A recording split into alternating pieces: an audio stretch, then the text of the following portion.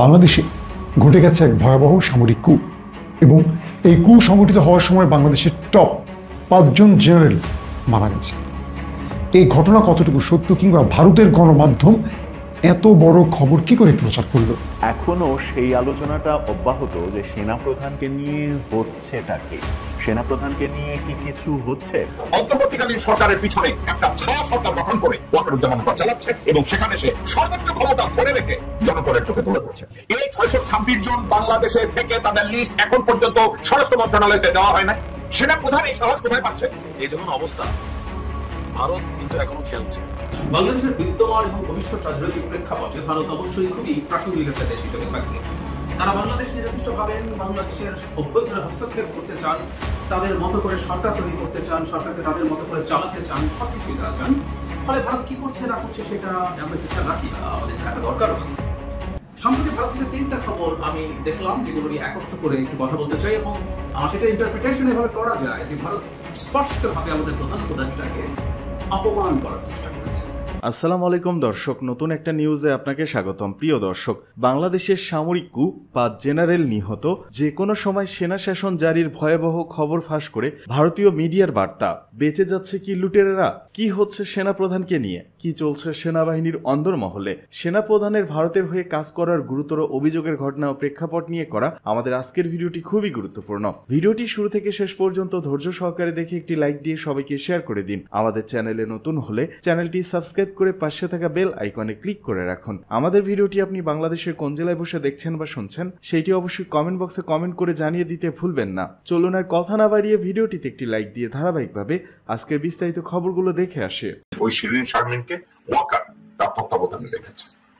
তত্ত্বাবধানে রেখে একটা জিনিস তারা মেকশিওর করেছে যে শিরিন শারমিন যদি বাংলাদেশের পরিস্থিতি এমনই একটা পজিশনে গিয়ে থাকে যে ওয়াকারুজ্জামান ভারতের নির্দেশে নিজের জান বাঁচানোর জন্য কোন একটা কাজ সে করবে, হাসিনার মতো কি পালিয়ে যাবে? এই ধরনের কোনো কিছু কোনোস ওই 26 জন অপরাধীদেরকে নিয়ে তো বলে নাই। এই 626 জন বাংলাদেশে থেকে তাদের লিস্ট এখন পর্যন্ত স্বরাষ্ট্র মন্ত্রণালয়তে দেওয়া হয় না এবং তাদেরকে পুলিশের কাছে সুপর্দ করা হয় না। ওয়াকার যাদের সাথে কোঅর্ডিনেট করে এই কাজগুলো করছে তারা আর কেউ না, যে বিএনপির 7 থেকে 10 জন আমি ভারতীয় কুত্তা, ভারতীয় কুত্তা, আপনারা রাইট শুনেছেন, ভারতীয় সুবিধাভোগী কুত্তা, নেরি কুত্তা এই হারামজাদাদের বাসায় আছে। আমরা শুধু ক্যান্টনমেন্টে 626 জন মানুষ ছিল, 626 জন অপরাধী ওখানে ছিল এবং স্বৈরাচারের দোসররা ওখানে ছিল, এটাই না, শুধু বাংলাদেশে এখনো অনেক গুম, খুন, ধর্ষণ এবং বিভিন্ন দাগী অপরাধীরা বাংলাদেশেই আছে। অনেক লোক অনেকটা পালিয়ে গেছে, তাদের থ্যাঙ্কস টু জেনারেল ওয়াকারুজ্জামান, উনি তাদেরকে পার করে দিয়েছেন। এবং এর বাইরেও বাংলাদেশে এই মুহূর্তে যেসব অপরাধীরা রয়েছে এই অপরাধীরা কেন গ্রেফতার হচ্ছে না, এটা নিয়ে অনেকেই প্রশ্ন করছেন এই অপরাধীদেরকে কেন গ্রেফতার করা হচ্ছে না। আজকের এই বিষয়টা কেন জরুরি একটা কারণে, এই অপরাধীদেরকে গ্রেফতার না করার জন্য এবং এই অপরাধীরা সেনা তত্ত্বাবধানে ক্যান্টনমেন্টে এবং অন্য আরেকটা জায়গায় পালিয়ে থাকার জন্য সেখানে বসে তারা অপরাধকে অর্গানাইজ করছে, যে কোনো একটা খুনকে অর্গানাইজ করছে, একটা অস্থিতিশীল পরিস্থিতি তৈরি করতে তারা নিজেদেরকে আত্মনিয়োগ করছে। নির্ভয়ে তারা হাসিনা শেখের সাথে যোগাযোগ করছে, নির্ভয়ে রয়ের সাথে তাদের যোগাযোগ করছে, তারা আলাপ আলোচনা করছে, মিটিং করছে, সাংবাদিকদের ডাকছে। কেন জানেন? তাদের কোনো ভয় নাই। ভয় না পিছনে একটা অন্তর্বর্তীকালীন সরকারের পিছনে একটা ছায়া সরকার গঠন করে ওয়াকারুজ্জামান চালাচ্ছে এবং সেখানে সে সর্বোচ্চ ক্ষমতা ধরে রেখে জনগণের চোখে তুলে ধরছে। দর্শক কিন্তু আমি গত শোতে আপনাদেরকে বলেছি যে ওয়াকারুজ্জামান একটা কাজ করেছে। শিরিন শারমিন আগের অবৈধ যে পার্লামেন্টারি স্পিকার ছিল তাকে তার হেফাজতে রেখেছে, একেবারে রীতিমতো রক্ষিতার মতো করে রেখেছে। কেমন রক্ষিতার মতো করে রেখেছে? শিরিন শারমিনের তার তো কোনো আকল, জ্ঞান, বোধ, শোধ, দেশপ্রেম, চরিত্র, নীতিকথা এগুলো কোনো কিছু শিরিন শারমিনের নাই। জাস্ট হাবড়া ধুমসি এক বুড়ি প্রস্টিটিউট। সে নিজের স্বার্থ, পরিবারের স্বার্থ, আওয়ামী লীগের স্বার্থ, সর্বাগ্রে ভারতের স্বার্থ রক্ষায় একেবারে ডান পাগল পরাণ সব উজাড় করে দেওয়া এক চাকরানি শিরিন শারমিন। গলার মধ্যে ভারতীয় পতাকা লাগায় এবং ভারতের কল্যাণে করে না এমন কোনো কাজ নাই। ওই শিরিন শারমিনকে ওয়াকার তার তত্ত্বাবধানে রেখেছে। তত্ত্বাবধানে রেখে একটা জিনিস তারা মেকশিওর করেছে যে শিরিন শারমিন যদি বাংলাদেশের পরিস্থিতি এমনই একটা পজিশনে গিয়ে থাকে যে ওয়াকারুজ্জামান ভারতের নির্দেশে নিজের যান বাঁচানোর জন্য কোন একটা কাজ সে করবে, হাসিনার মতো কি পালিয়ে যাবে এই ধরনের কোনো কিছু? আপনি একা একা চিন্তা করে দেখেন। ওয়াকারুজ্জামানের চাকরি আরো 2 বছর আছে, 2 বছর বা তার একটু বেশি আছে। ওয়াকারুজ্জামান এই মুহূর্তে চিন্তা করছে তার চাকরি বাঁচানো। ওয়াকারুজ্জামান চেষ্টা করছে তার স্ত্রী ব্র্যাক ইউনিভার্সিটিতে কর্মরত, তাকে ওখানে সেফ রাখা, তার 2টা মেয়ে, তাদের ভবিষ্যৎ, এবং সর্বাগ্রে সে চিন্তা করছে তার অবস্থা কি মইনের মতো হবে, তার অবস্থা কি এরশাদের মতো হবে। খুব কঠিন একটা সময়। তার ভিতরে সে রাওয়া ক্লাবে দাঁড়িয়ে আপনাদের সামনে চিল্লাইয়া আঙ্গুল জাগাইয়া জাগাইয়া হুঁশিয়ার করে কথাবার্তা বলে, কিন্তু সে একবারও বলে নাই ওই 26 জন অপরাধীদেরকে নিয়ে বলে নাই। এই 626 জন বাংলাদেশে থেকে তাদের লিস্ট এখন পর্যন্ত স্বরাষ্ট্র মন্ত্রণালয়তে দেওয়া হয় না এবং তাদেরকে পুলিশের কাছে সুপর্দ করা হয় না। এবং এই 626 জন একেবারে এমন কোন জায়গায়, দর্শক বিন্দু আজকের কিছু কথা না বললেই নয়, সে কথাটা কি শুধু সেনা প্রধান না, সেনা প্রধান এই সাহস কোথায় পাচ্ছে? সেনা প্রধানের পিছনে সাহস যোগাচ্ছে বাংলাদেশ জাতীয়তাবাদী দল, তার পিছনে সাহস যোগাচ্ছে বাংলাদেশ জামাত ইসলামী। এখন আমার তথ্য অনুযায়ী, পুলিশের তথ্য অনুযায়ী, র্যাবের তথ্য অনুযায়ী, সিআইডির তথ্য অনুযায়ী, মিলিটারির তথ্য অনুযায়ী বঙ্গভবন তাদের জন্য স্যাক্রেড প্লেস। কিন্তু বঙ্গভবনে বেশ কিছু লোকজনের আনাগোনার জন্য ওয়াকার একটু কৌশল অবলম্বন করেছে। ওয়াকার কি করেছে?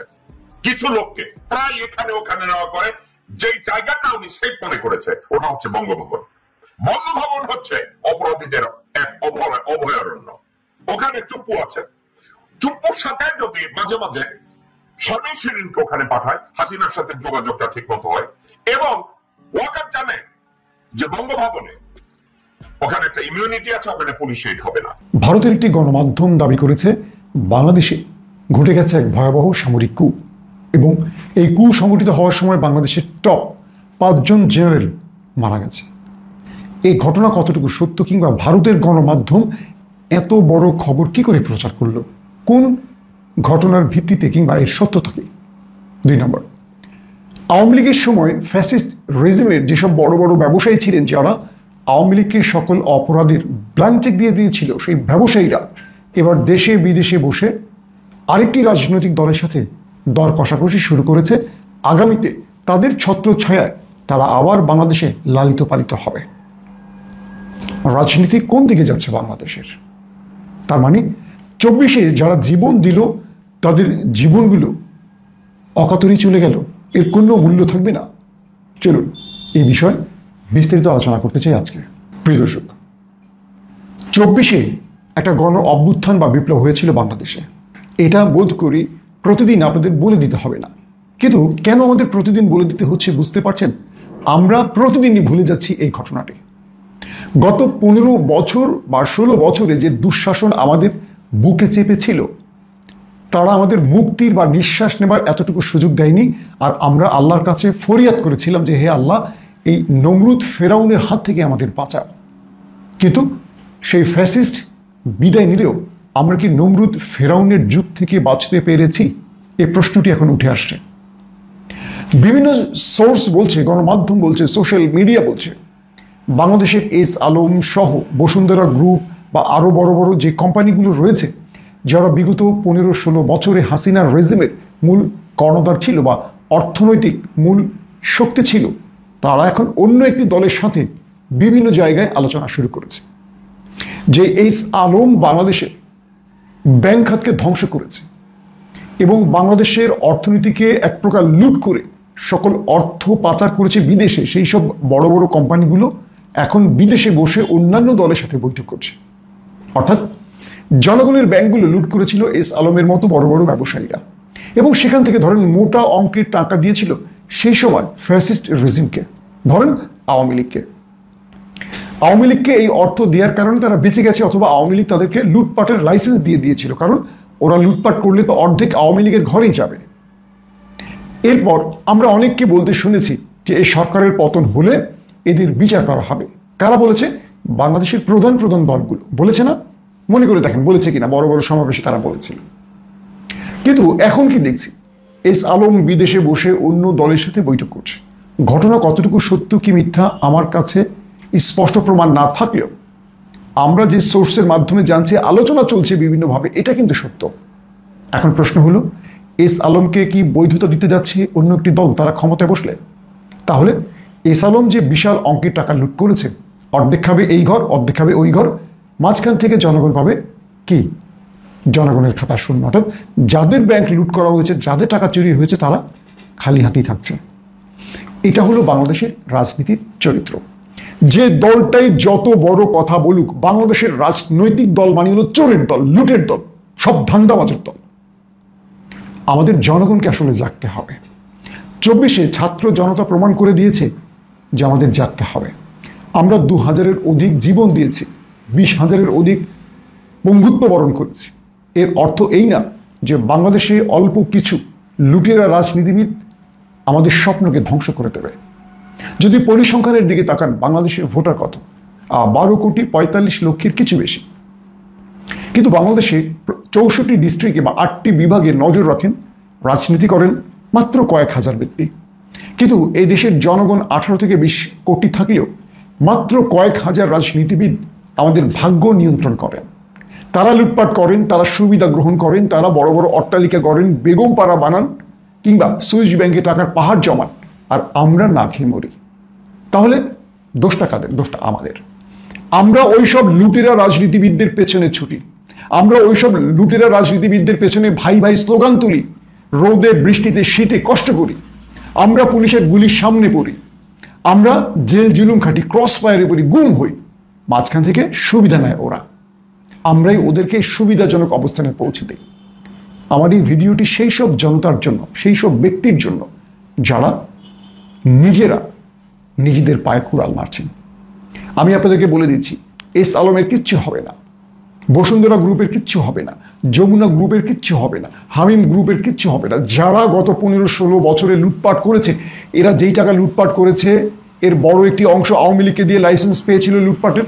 পরবর্তী যারা ক্ষমতায় আসবে তাদেরকে একটা বড় অংশের টাকা দিয়ে দেবে, বাস তাদেরকে আবারও ফ্রি হ্যান্ডেল লুটপাটের লাইসেন্স দেওয়া হবে। লিখে রাখেন এই কাগজে, আমি যে কথাটি বললাম, যার পক্ষে যাক আর বিপক্ষে যাক, লিখে রাখেন। গত 15টা বছর ব্যক্তিগতভাবে আমিও অনেক সাফার করেছি, এই দেশ ছেড়েছি, চাকরি ছেড়েছি, মানবেতর জীবনযাপন করেছি, কিন্তু আজকে এসে নিজেকেই অপরাধী মনে হচ্ছে। কারণ কাদের জন্য কথা বলেছিলাম, কাদের জন্য লড়াই করেছিলাম, কাদের জন্য দেশ ছেড়েছিলাম, কাদের জন্য পরিবার ছেড়েছিলাম বলেন আপনারা? কিন্তু এই রাষ্ট্র, এই সিস্টেম, এই লুটেরাদের দেখতে চাইনি আমরা। সেই লুটেরাই আবার বসে যাচ্ছে ক্ষমতার প্রাণকেন্দ্রে। কারা সেই লুটেরা? তাদেরকে চিহ্নিত করতে হবে। আমরা জাগবো, আমরা না জাগলে দেশ জাগবে না কখনো। আবারও বলছি, মাত্র কয়েক হাজার লুটেরা রাজনীতিবিদরা বা কয়েকশো লুটেরা আমাদের 18 থেকে 20 কোটি মানুষের স্বপ্ন কেড়ে নিতে পারে না। তাহলে দোষটা আমাদের, আমাদের জাগতে হবে, ওদের বিরুদ্ধে আমাদের না বলতে হবে। আমরা এমন কোনো দলের দাবিদারি করবো না, আমরা এমন কোনো দলের পক্ষে দাঁড়াবো না যে পক্ষ বা যে দল আমাদের মাথায় কাঁঠাল ভেঙে খাবে, আমাদের টাকা লুট করবে, আবার দিন শেষে তারাই ওদের সাথে আপোষ করে চলবে। আবারও বলছি, ফ্যাসিস্ট রেজিমের সঙ্গে, হাসিনার দোসরদের সঙ্গে যাদের বন্ধুত্ব হবে তাদেরকে আমরা সরাসরি না বলে দেব, সে যেই দলই হোক। এই মানসিকতা আমাদের তৈরি করতে হবে, নতুবা এই দেশের বা এই দেশের জনগণের মুক্তি মিলবে না। লিখে রাখেন। দর্শক, আসছি দ্বিতীয় প্রসঙ্গে। ভারতের একটি গণমাধ্যম দাবি করেছে বাংলাদেশে একটা ভয়াবহ সামরিক কূ সংঘটিত হয়েছে এবং এই সামরিক কূতে 5 জন টপ জেনারেল মারা গেছে। এবং এই ব্যাপারে আমরা যথেষ্ট তথ্য প্রমাণ নেওয়ার চেষ্টা করেছি, একদম মিথ্যে একটি খবর। এখন প্রশ্ন হলো, ভারতের গণমাধ্যম এত বড় মিথ্যে খবর প্রচার করলো কি করে? দুটো বিষয় খেয়াল করবেন। এক, যে বাংলাদেশে একটি সামরিক কূ সংগঠনের জন্য তারা হয়তোবা পরিকল্পনা করে এরকম মিথ্যে খবর দিয়েছিল। 2, এমনও হতে পারে শিগগিরই বাংলাদেশে একটা সামরিক কূ হতে পারে, তার একটি আভাস পাওয়া গেছে। দুটো প্রশ্নের দুটো রকম ব্যাখ্যা। এক, বাংলাদেশকে নিয়ে এত বড় মিথ্যাচারের ভারতের গণমাধ্যমের কারণ কি? অনেকগুলো কারণ থাকতে পারে।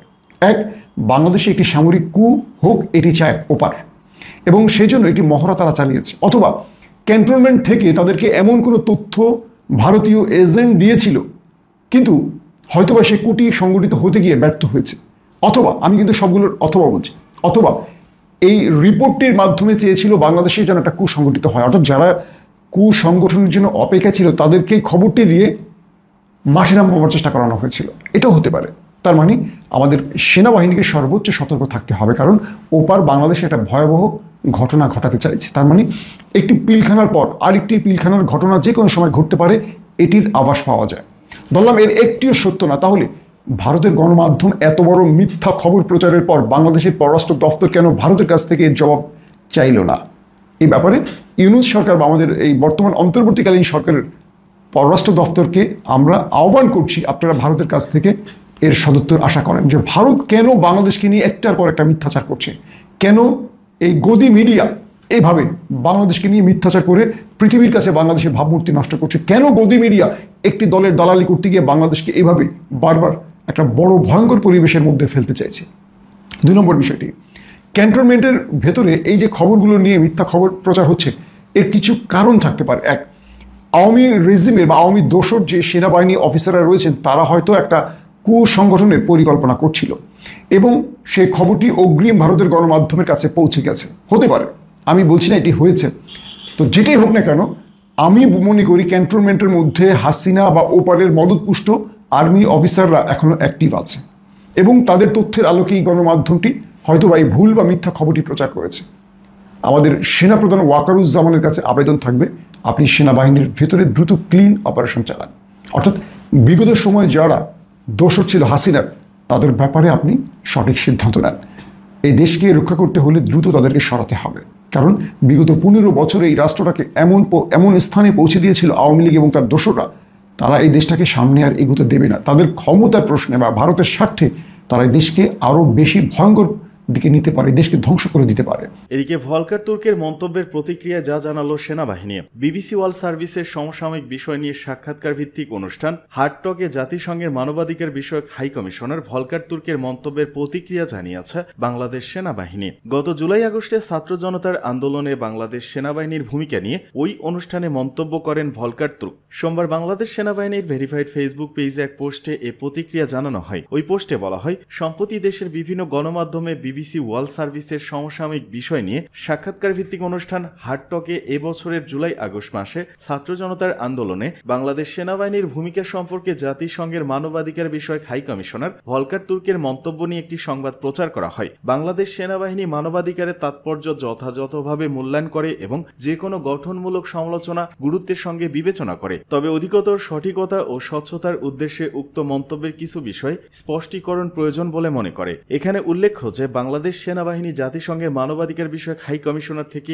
এ বিষয়ে কোনো ইঙ্গিত কিংবা বার্তা সম্পর্কে অবগত নয়। যদি এ সংক্রান্ত কোনো উদ্বেগ প্রকাশ করা হয়ে থাকে তবে তা তৎকালীন বাংলাদেশ সরকারকে জানানো হয়ে থাকতে পারে, সেনাবাহিনীকে নয়। এতে আরো বলা হয়, বাংলাদেশ সেনাবাহিনী জাতীয় নিরাপত্তা নির্দেশিকা অনুযায়ী কাজ করে এবং সর্বদা আইনের শাসন ও মানবাধিকার নীতির প্রতি শ্রদ্ধাশীল। তবে ভলকার তুর্ক এর মন্তব্য কিছু মহলের মাধ্যমে ভুলভাবে উপস্থাপিত হচ্ছে, যা সেনাবাহিনীর ভূমিকা সম্পর্কে ভ্রান্ত ধারণা সৃষ্টি এবং এর পেশাদারিত্বকে প্রশ্নবিদ্ধ করতে পারে।